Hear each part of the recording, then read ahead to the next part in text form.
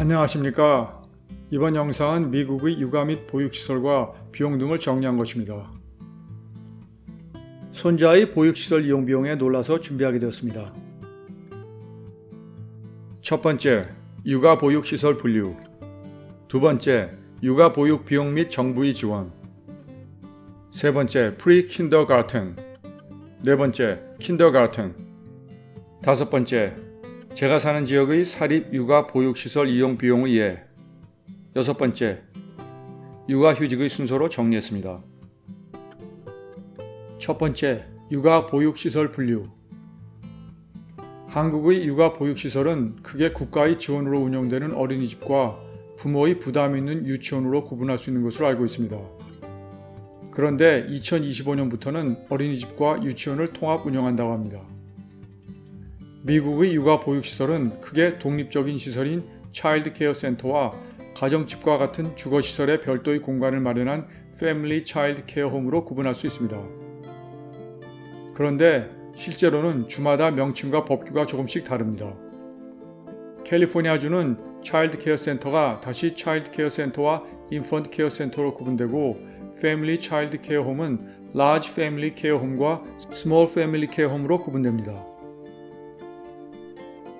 제가 살고 있는 미주리주는 차일드 케어 센터, 그룹 차일드 케어 홈, 패밀리 차일드 케어 홈으로 구분되는데 그룹 차일드 케어 홈은 독립시설일 수 있습니다. 미국에서는 생후 2개월까지는 신생아, 뉴본, 1세까지는 영아, 인펀트, 3세까지는 유아, 타들러로 구분합니다. 보통 2세에서 4세까지를 프리스쿨이라고 하고 4세 이상부터 킨더가르텐에 가기 전까지를 프리킨더가르텐, 프리케이라고 합니다. 그런데 프리킨더가르텐과 프리스쿨을 뚜렷하게 구별하지 않는 경우가 많습니다. 5세나 6세부터는 정식 교육인 킨더가르텐을 시작합니다. 육아 보육시설에서 관리하는 아이들의 총 숫자는 법에서 권고하는 교사 1인이 담당하는 아이들의 숫자로 결정됩니다. 주마다 권고사항이 다르지만 대체로 1세 미만은 교사 1명이 3명까지 담당할 수 있으며 1세에서 3세 미만은 4명까지, 3세에서 4세 미만은 7명, 4세에서 6세 미만은 8명까지 담당할 수 있습니다. 차일드 케어 센터는 신생아부터 프리케이는 물론 취약 아동의 등교종과 방과 후까지 대상으로 할 수 있으므로 규모가 작지 않습니다. 반면에 패밀리 차일드 케어 홈은 대부분 소규모입니다. 미주리주에서는 패밀리 차일드 케어 홈은 아이들의 숫자가 10명을 넘을 수 없고 그룹 차일드 케어 홈은 20명을 넘을 수 없습니다. 또한 자격증이 없으면 4명 이상의 아이들을 상업적으로 보육할 수 없습니다. 두 번째, 육아 보육시설 비용 및 정부의 지원. 2023년 통계에 따르면 미국 한 가정의 연소득 중앙값이 약 6만 5천 불인데 이 중에서 약 30%, 약 1만 9천 불을 아이들이 육아 보육시설 이용 또는 아기 도우미 고용에 지불한다고 합니다. 영아의 경우 비용이 평균 연 22,350불인데 매사추세츠주가 36,200불로 가장 높고 사우스다코타주가 16,450불로 가장 낮습니다. 유아는 평균 연 17,800불인데 코네티컷주가 37,700불로 가장 높고 루이지애나주가 13,350불로 가장 낮습니다.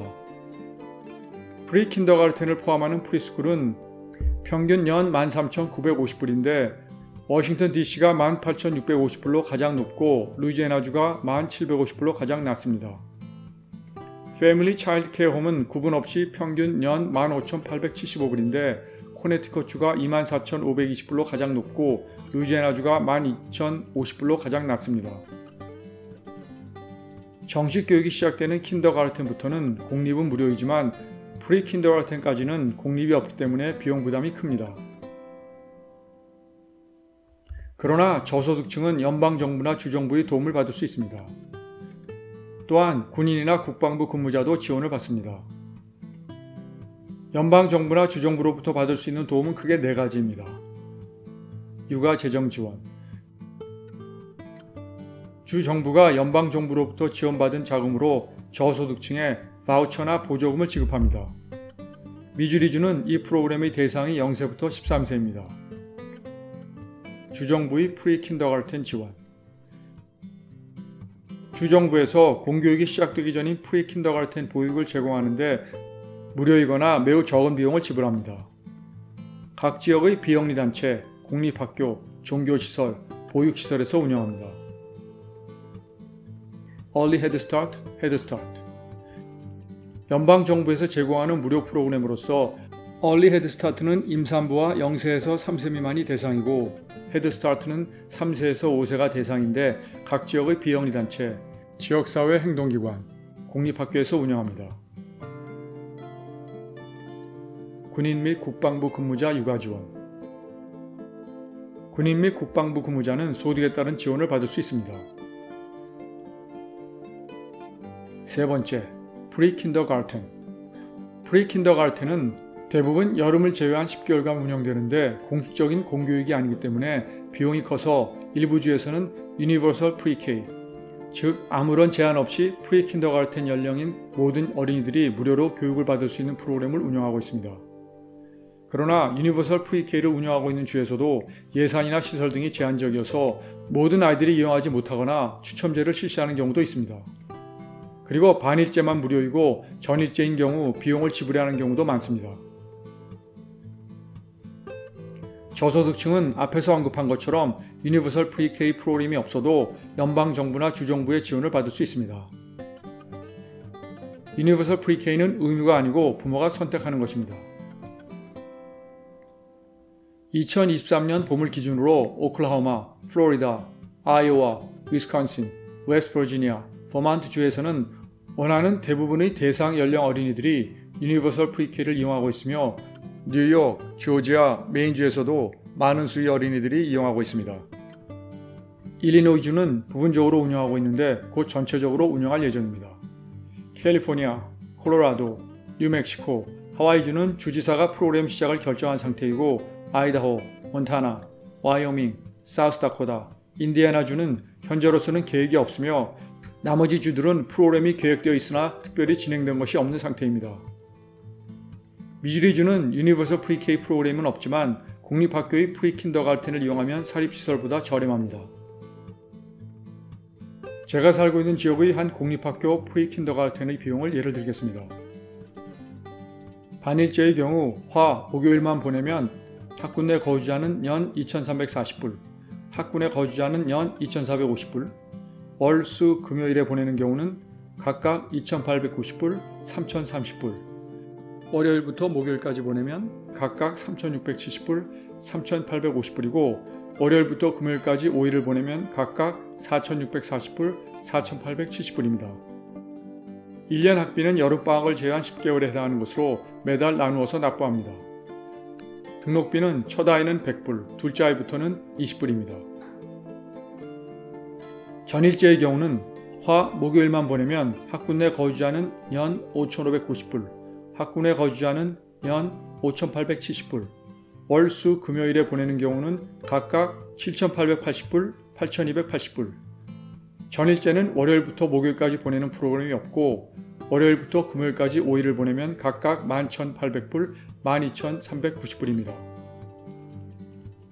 역시 여름방학을 제한 10개월에 해당하는 것으로 매달 나누어서 납부합니다. 네 번째, 킨더가르텐. 5세가 되어 정식 교육이 시작되는 킨더가르텐은 공립인 경우는 무료입니다. 그러나 일부 주를 제외하고는 반일, 보통 3시간, 경우만 무료입니다. 해당 학군의 거주자가 아니거나 전일제, 보통 6시간인 경우 1년에 1,000불 또는 4,500불 정도의 추가 비용이 듭니다. 1년 학비는 여름을 제한 10개월에 해당하는 것입니다. 저소득층은 연방정부의 지원으로 전일제도 무료입니다. 사립 킨더가르텐은 학비가 보통 년 10,000불에서 35,000불인데 60,000불인 경우도 있습니다. 카톨릭계 사립 킨더가르텐이 가장 저렴해서 연 3,000불에서 8,000불입니다. 공립의 경우 지역에 따라서 급식비를 1, 2불에서 3불 정도를 부담해야 합니다. 저소득층은 무료이거나 일부만 부담합니다. 또한 통학버스 비용을 부담해야 하는 경우도 있는데 1년에 100불에서 400불 정도입니다. 저소득층은 통학버스 비용도 부담하지 않습니다. 사립 킨더가르텐은 학비에 급식비가 포함되어 있는 경우가 있지만 학교에 따라서 하루에 6불에서 10불 정도를 부담해야 할 수도 있습니다. 사립 킨더가르텐의 교통비는 보통 년 500불에서 3000불 정도입니다. 다섯 번째, 사립 육아 보육시설 이용 비용. 제가 살고 있는 인근 지역의 사립 데이케어 센터 3곳의 비용을 소개하겠습니다.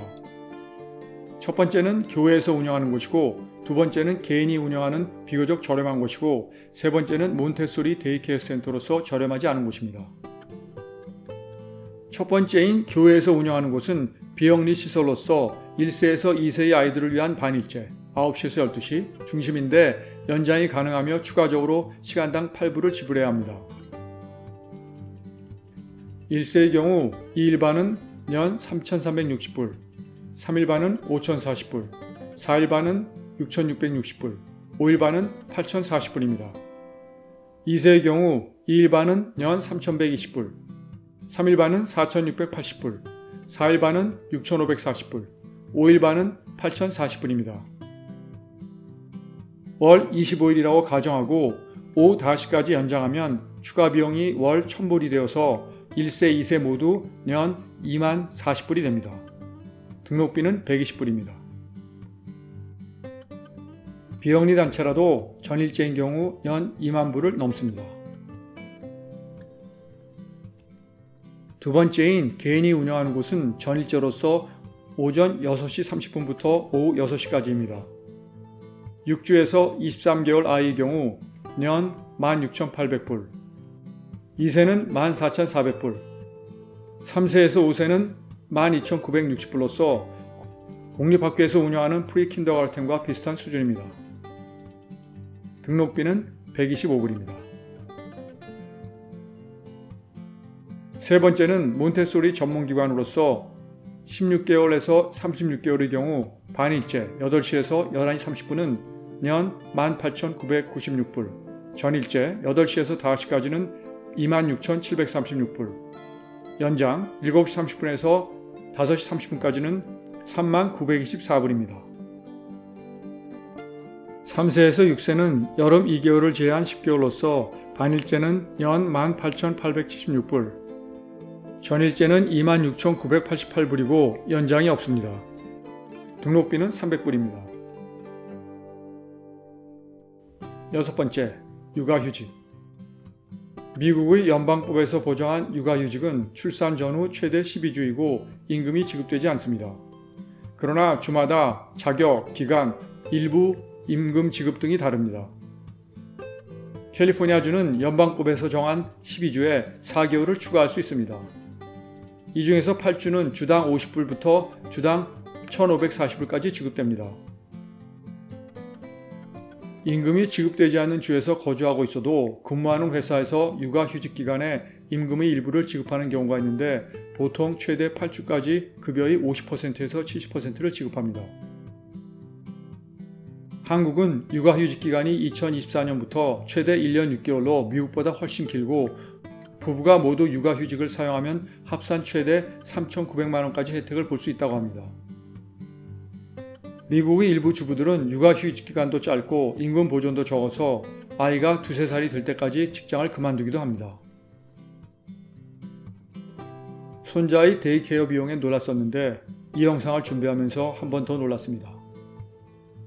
만약 제가 살고 있는 곳의 젊은 부부가 2명의 아이를 데이케어 센터에 보내면 비교적 저렴한 곳이라도 1년에 약 34,000불 정도입니다. 소득이 매우 낮은 사람들은 많은 혜택을 받지만 중산층에게는 육아 비용이 큰 부담입니다.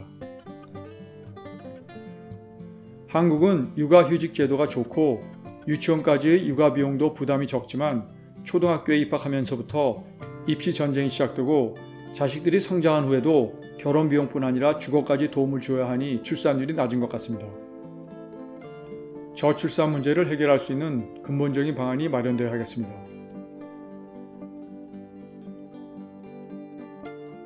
시청해주셔서 감사합니다.